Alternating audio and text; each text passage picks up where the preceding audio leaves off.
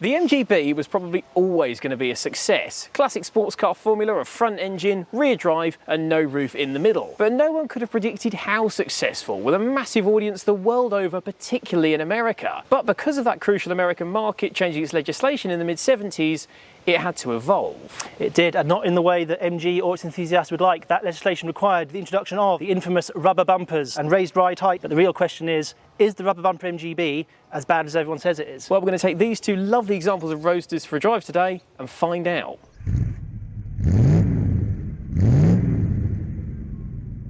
But first, our friends at Lancaster Insurance are running monthly giveaways. You can win all sorts, from experience days to tools, restaurant vouchers and tech. So click the link below at the end of the video to enter their latest competition.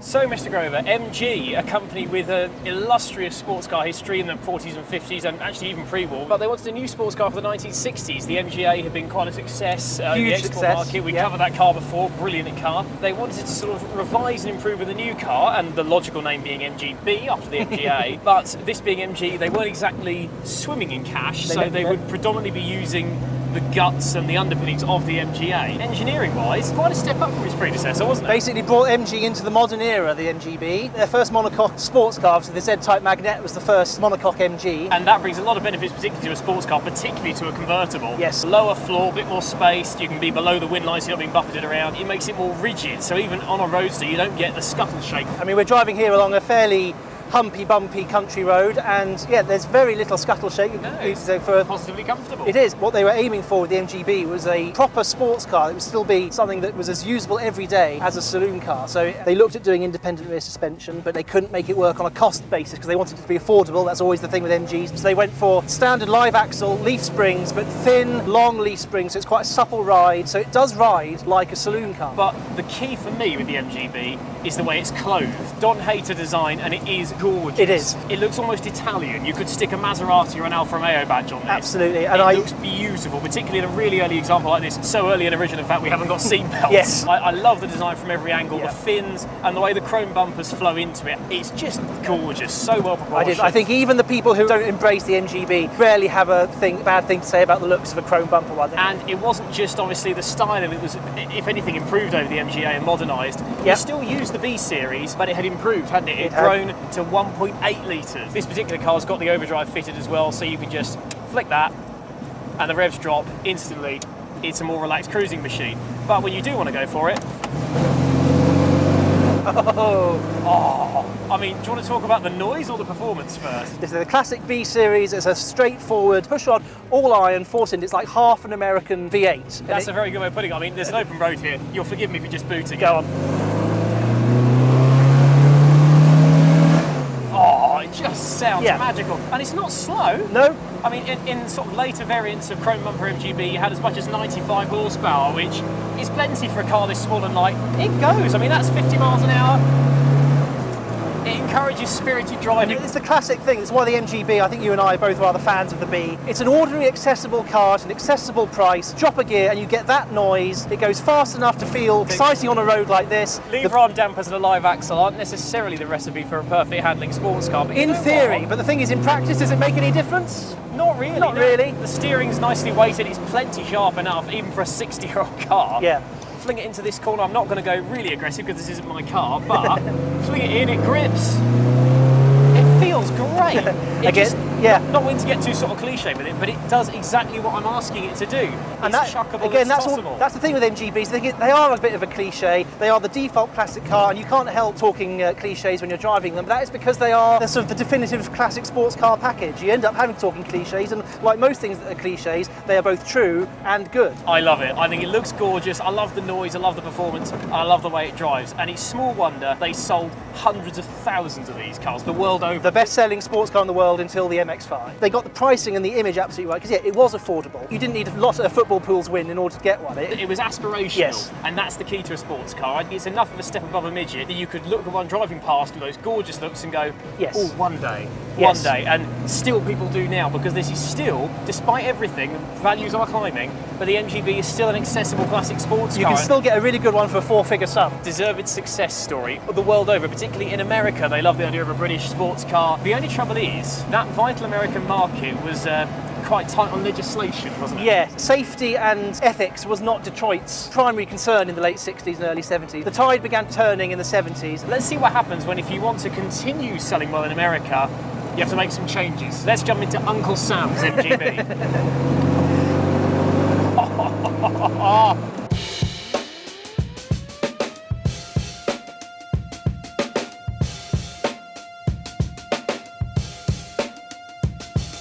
So much like the T-Type midget and the A before it, the MGB have been a massive success in America. Absolutely, I mean, that's where over 3/4 of all the ones they ever made were sold, and that's why they had to take those new safety regulations for 1974 so seriously, because if they couldn't sell the MGB there, it basically wasn't a viable product. The biggest stipulation was to do with the fact that chrome bumpers were deemed unsafe for pedestrian impact reasons. If you were to run someone over with a chrome bumper, it might kebab them. Gone was the beautiful chrome, the classic lines. In its place, We got what everyone calls rubber bumpers. In fact, they're actually quite hefty things with steel behind them and then polyurethane cladding, which looks like rubber. The front and back bumpers combined, I think, about 70 kilos. It's basically like having an extra person on board the whole time. and it adds, not to mention, about 1.5 inches, 2 inches of length front and back. Yes. A lot less elegant and a lot less classically styled, shall Yep. we say. You certainly wouldn't mistake this for a Maserati. No, sports car design is all about putting the weight in the middle. I mean, that's why the MGB has the heater box right up under the scuttle, the batteries under the back seat. When they had a free hand, they took that stuff quite seriously. But the thing is, they didn't have a free hand because A, they had to put the bumpers on because the Americans demanded it, and because British Leyland was in the process of going bust in 1974, they had a budget of about £5 to do it. As a result, the styling and proportioning of what was otherwise a gorgeous car Yeah. are slightly ruined. And even if you could defend the styling, there was mechanical change as well, because Yes. there was new stipulation about the height of the headlight above the road, Yeah. which the MGB definitely didn't meet. So there was introduced a 1-inch suspension lift as well. Yes, and again, this is if they'd had the money, they'd have restyled the front end or put, completely reskinned the car to get the headlights higher, or even put something like pop-up headlamps on. That's why pop-up headlamps became such a popular thing. All they could do was put lifting blocks under the springs. In the most crude and agricultural way possible, which in a sports car, to crudely lift the suspension is not going to do wonders for the handling, because like you say, BL were in the process of going bust at the time, so they were saving budget and cutting costs left, right and centre. So in 1975, the front anti-roll bar was deleted Yes, to well, save cost. The one thing that might have given it some stability. Well, and see, this is the thing. That wasn't just a cost-saving thing. It was when they put the higher ride height on, that made the back end, which never had an anti-roll bar on, so soft and floppy and got the roll centre so I had a real problem with roll-induced oversteer. All they had to do was essentially make the front end as bad as the back, hence why they got rid of the front anti-roll bar. So it rolled equally at both ends, and therefore it rolled like a 2CV. Those changes weren't too well received, so come 1977, when this car was made, there were some tweaks. They readjusted the damper rates, readjusted the spring rates, and they got front and rear anti-roll bars. So it's definitely a higher car than its predecessor, and as a passenger, it definitely feels softer. It seems to sort of wallow around a little bit more over bumps. But as the driver, what's it like? Is it a sports car? Have we not just jumped straight out of a chrome bumper one? I would say it's actually remarkably good. Here comes a corner.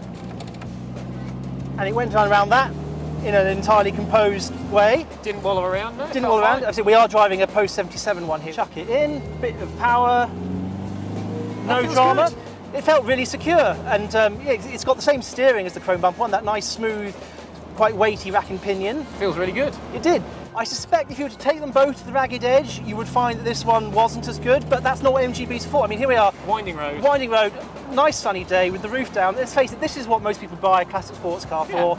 And if anything, I'd say this rubber bumper one, because it's got that slightly more wheel travel, that slightly more compliant ride, is probably better at this than the chrome bumper I one. probably agree with that. It certainly feels like a softer cruiser. When it was brand new, these changes were heinous. You Yes. know, you were ruining that iconic look and it was less flowing and so on. But actually, as a 70s car, Yep. particularly if you get a nice colour like this Yes. vermilion orange or the yellow, or even a nice brown, as a 70s car, I think the look actually works. I think it does. There's a common narrative that the MGB was sort of killed off by the rubber bumpers. People hated it so much so that doomed it. Actually, MGB sales went up after the rubber bumpers came out, and it was only in the very early 80s when the exchange rates made MGBs ridiculously expensive to sell in America that's what killed it off. It wasn't that people weren't buying them. And not to mention they're more affordable, because whether you're buying a Roadster or a GT, a rubber bumper car will be between half and 2/3 the price of a chrome bumper car. A good condition rubber bumper car will be much better than a pretty but baggy chrome bumper car. Absolutely. That gear change is still there, the steering's nice and accurate with very little free play, the turn-ins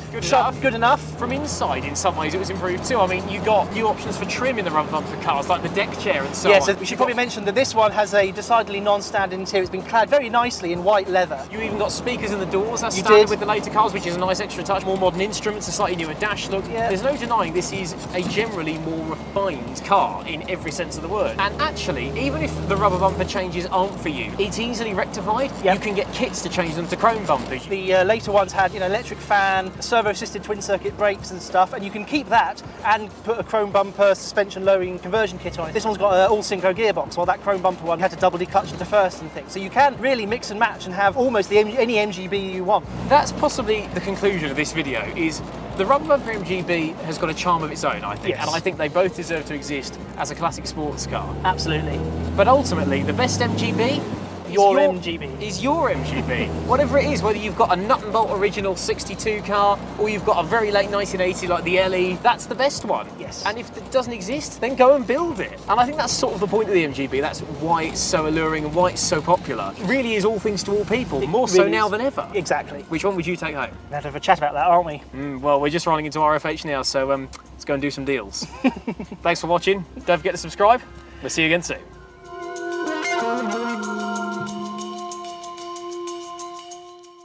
This video is proudly sponsored by Lancaster Insurance. Give them a call on 01480 400 889 for an insurance quote on your classic car. And don't forget to click the link below to enter their latest competition.